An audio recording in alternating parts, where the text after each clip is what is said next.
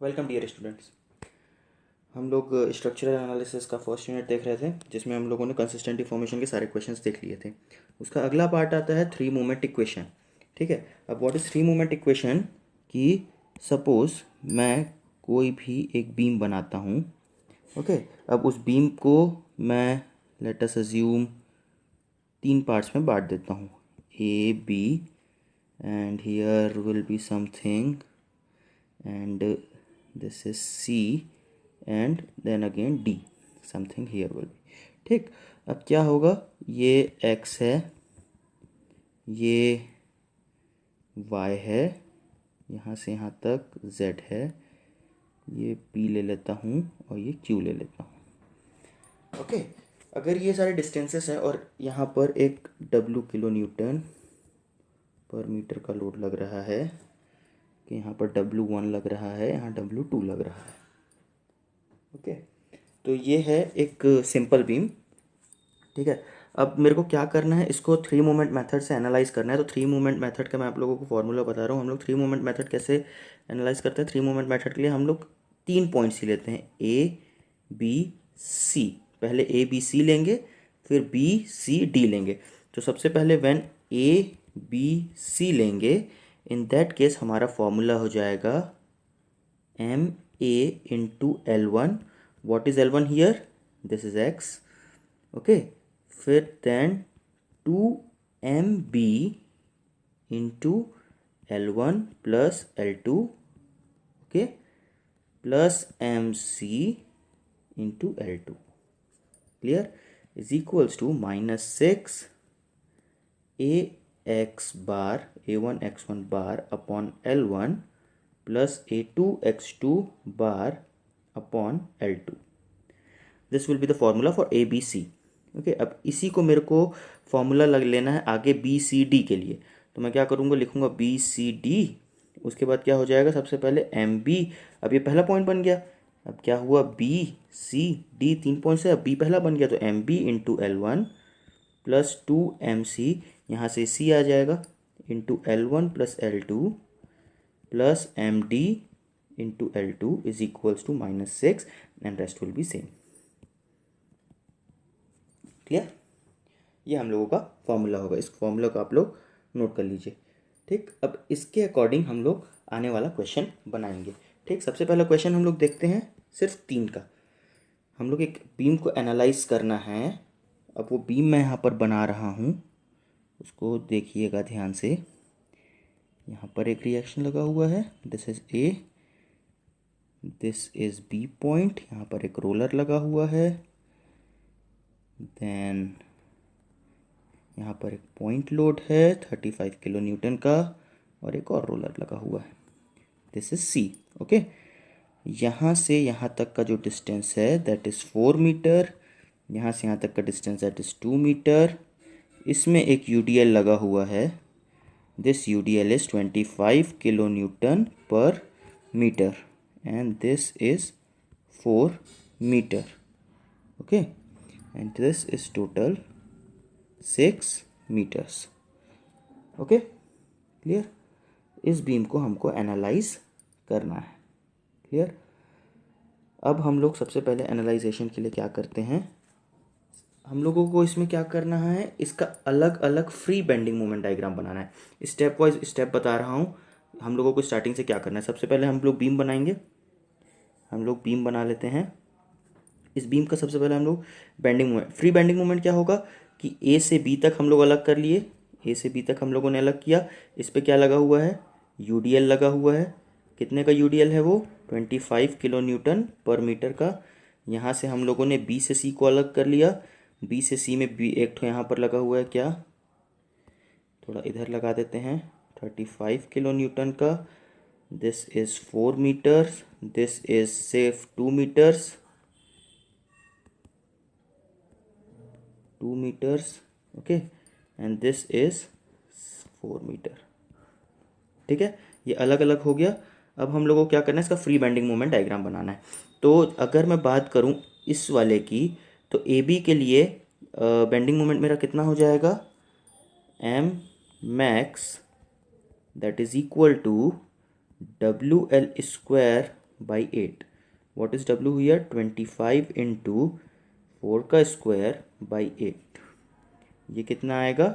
50 kilo newton metre. ये हो गया for A B. For B C के लिए क्या हो जाएगा हमारा? M max is equals to W A B upon L. What is W? 35 into A. What is A? 4 into B 2 upon L that is 6. Total 6 हो गया. अब इसको मैं सॉल्व आउट करूँगा तो मेरा कितना आएगा? 46.67 किलो न्यूटन मीटर. ओके. अब मुझे क्या करना है? इसका फ्री बेंडिंग मोमेंट डायग्राम बनाना है. फ्री बेंडिंग मोमेंट इसका किस प्रकार से बनेगा? यूडीएल है तो इसका पैराबोला बनेगा. This is parabola. बन गया. अब ये क्या है? इसमें पॉइंट लोड लगा है तो इसका एक ऐसा ट्रायंगल के फॉर्म में बनेगा. Okay, clear. यहाँ तक आएगा मेरा बेंडिंग मोमेंट. अब मुझे क्या करना है? इस बीम को एनालाइज करना है. How will I do it? I show you. यहाँ पर क्या है? इसका 50 किलो न्यूटन मीटर अभी निकाले हम लोग. This is what? 46 kilo newton metre. Actually ये 46 पॉइंट समथिंग है तो 46.67 किलो न्यूटन मीटर. ओके. इसकी सेंटर ऑफ ग्रेविटी कहाँ पर होगी? एग्जैक्ट यहाँ पर. और ये क्योंकि दो पार्ट हो गया इसलिए एक G1 यहाँ होगा. इसकी सेंटर ऑफ ग्रेविटी G2 यहाँ होगी. ओके. अब कुछ नहीं करना है मुझे, बस इसका एरिया निकालना है. ये स्टेप 2 है मेरा. Area for first that is A1. A1 कितना हो जाएगा मेरा? पैराबोला का एरिया क्या होता है? 2/3 into base into height. 2/3. What is base? Nothing but it's distance जो कि कितना था मेरा? 4 मीटर्स.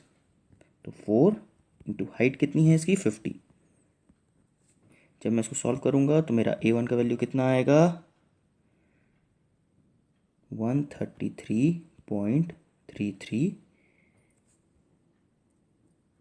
ओके. आगे बढ़ते हैं. अब मुझे निकालना है सेंटर ऑफ ग्रेविटी. इसकी सेंटर ऑफ ग्रेविटी यहाँ से इस पॉइंट से कितनी होगी और इस पॉइंट से कितनी होगी. मतलब यहाँ से कितनी दूर होगी, यहाँ से कितनी दूर होगी. तो मैं उसको क्या लिखता हूँ? सेंटर ऑफ ग्रेविटी मतलब G, या फिर अगर मैं अपने फॉर्मूला के हिसाब से चलूँ तो मेरे फॉर्मूला में दिया हुआ था X. तो X कहाँ से? ये है मेरा लेफ्ट हैंड साइड. तो यहाँ से मैं ले लूँगा XL. क्या ले लूँगा यहाँ से? XL. तो XL is equals to 2 metre क्योंकि पैराबोला बन रहा है. और राइट से भी सेंटर ऑफ ग्रेविटी बीच में ही होगी तो XR is equals to 2 metre. नहीं समझ में आया? ये टोटल 4 मीटर का है. सेंटर ऑफ ग्रेविटी बीच में होगी तो यहाँ से बीच में 2 मीटर, यहाँ से बीच से यहाँ 2 मीटर. क्लियर. अब इसका एरिया निकालना है. इसका 2 एरिया निकलेगा. पहला इस वाले ट्राइंगल के लिए पहले वाले, और दूसरा इस वाले ट्राइंगल के लिए दूसरे वाले. क्लियर. तो सबसे पहले वाले के लिए निकालते हैं हम लोग. तो एरिया फॉर फर्स्ट ट्राइंगल, तो इसको क्या दे देते हैं? A2 नाम दे देते हैं अभी. A2 कितना हो जाएगा मेरा? क्योंकि A1 यहाँ ले चुके हैं. 1/2 into base into height. What is base? पहले वाले के लिए बेस मेरा कितना है? 4 मीटर्स. दूसरे वाले के लिए 2 मीटर्स. तो 4 इंटू ये हाइट कितनी है मेरी? 46.67. तो A2 कितना आ गया मेरा? 93.34. अब मुझे निकालना है क्या? A3. मतलब ये दूसरे वाले के लिए 1/2 इंटू बेस कितना है? 2 इंटू हाइट कितनी? 46.67. तो कितना आ जाएगा A3 मेरा? 46.67. ये 2 से 2 कैंसिल आउट हो जाएगा, है ना? इतनी आएगा. अब मुझे इसके लिए सेंटर ऑफ ग्रेविटी चाहिए. तो सेंटर ऑफ ग्रेविटी कैसे निकालूंगा मैं? XL मतलब यहाँ से यहाँ तक कितना है? तो XL is equals to left से x कितना है मेरा? इसका होता है फॉर्मूला होता है for triangle that is A plus L/3. तो A कितना है? 4 plus L. What is L? Length total 6/3. तो कितना आ गया मेरा? 3.33. XR यहाँ से कितना है राइट से? B plus L/3. What is B? This is A, this is B. दो वैल्यूज़, तो what is B, 2 + 6/3 that is 2.66। Simple, कुछ नहीं किया। अब देखो यहाँ पर मेरा स्टार्टिंग वाले फिगर में देखेंगे अगर ये वाला, ये भी हिंज है, ये भी हिंज है, तो यहाँ पर मेरा एम ए भी ज़ीरो हो जाएगा, मोमेंट एट सी भी ज़ीरो हो जाएगा, है ना। अब मैं क्या करूँगा, बस इस बीम में क्या लगाऊंगा, अप्लाइंग थ्री मोमेंट इक्वेशन लिख दूंगा मैं अच्छे से, applying three moment equation. Clear, क्या होगा वो, एम ए अभी लिखे हम लोग into L1 plus 2mb into L1 plus L2 plus MC into L2 is equals to -6 AX1 upon L1 plus AX2 upon L2। Clear.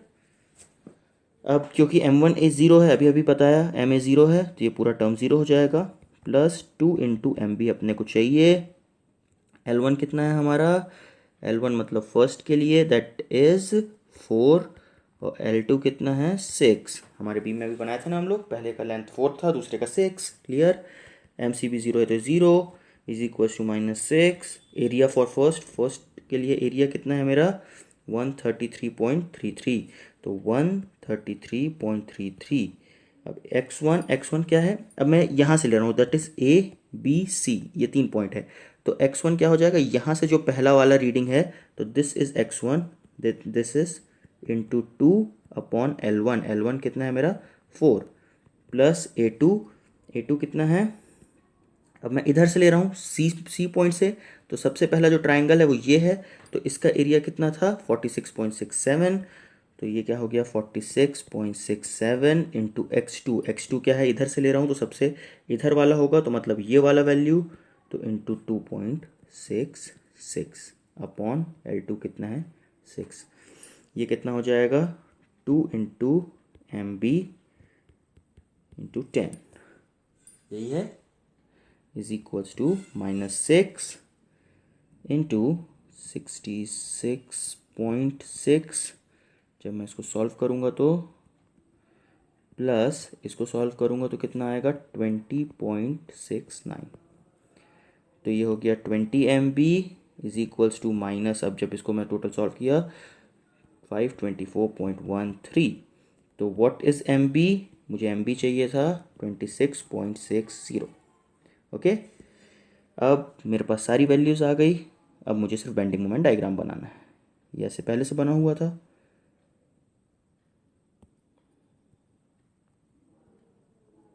ठीक, ये क्या है यहाँ पर 50, यहाँ पर क्या था 46.67, अब एक मेरा वैल्यू आया कितना 20.60, तो 20.60 समथिंग यहाँ पर हो जाएगा, तो बस मुझे ऐसे लाइन खींच देना है। ओके, अब what is this is in minus, negative है हमारा 20.60, this is positive, this is positive, इसको ऐसे ऐसे करके हम लोग हैच कर देंगे, जितना ये वाला एरिया है, नीचे वाला नहीं, जितना ऊपर हमारा कटा हुआ है।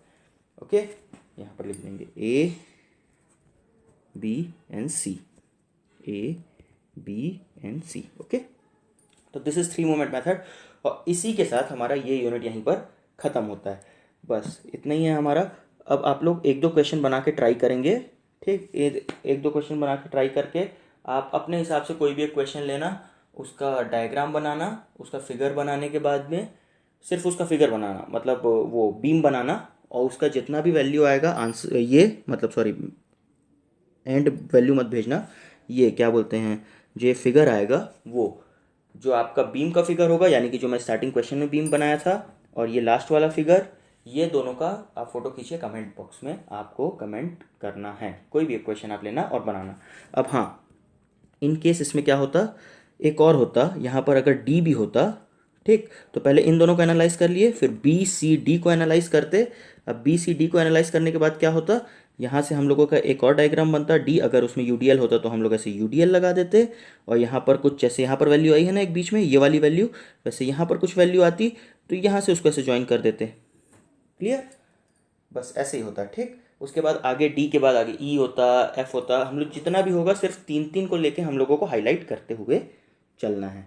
ओके, तो ये यूनिट यहीं खत्म होता है, अगले लेक्चर से हम लोग सेकेंड यूनिट को देखेंगे। आप लोगों का होमवर्क जो है वो भूलिएगा मत, कमेंट बॉक्स में आपको कमेंट करके बताना है। Okay, thank you.